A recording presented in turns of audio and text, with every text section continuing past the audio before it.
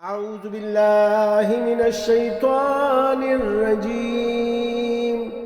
بسم الله الرحمن الرحيم. تلك حدود الله ومن يطع الله ورسوله يدخله جنات تجري من تحتها الأنهار خالدين فيها وَذَلِكَ الْفَوْزُ الْعَظِيمُ.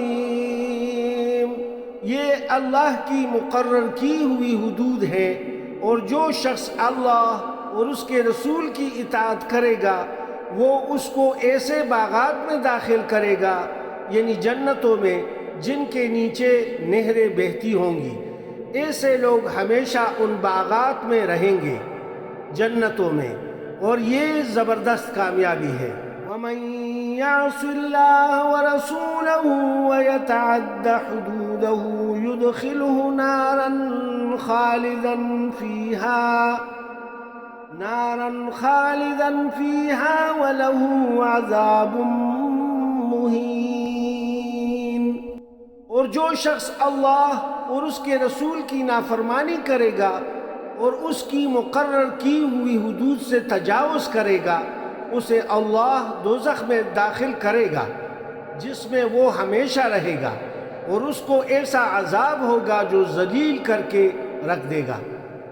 واللاتی یأتین الفاحشة من نسائکم فاستشہدوا علیہن أربعة منکم فَإِن شَهِدُوا فَأَمْسِكُوهُنَّ فِي الْبُيُوتِ حَتَّى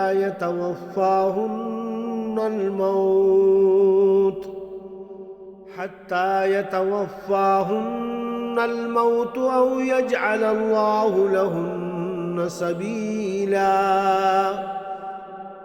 تمہاری عورتوں میں سے جو بدکاری کا ارتکاب کرے ان پر اپنے میں سے 4 گواہ بنا لو.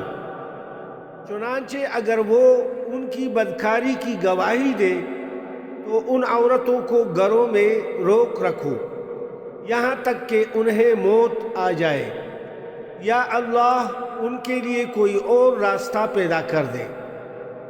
اور بعد میں سورہ نور میں اللہ پاک نے ان کے بارے میں حکم فرمایا کہ ان کو یعنی غیر شادی شدہ کو 100 کوڑے مارو، اور جو شادی شدہ ہوں ان کو سنسار کر دو. صدق اللہ العظیم. سچ فرمایا اللہ رب العزت نے.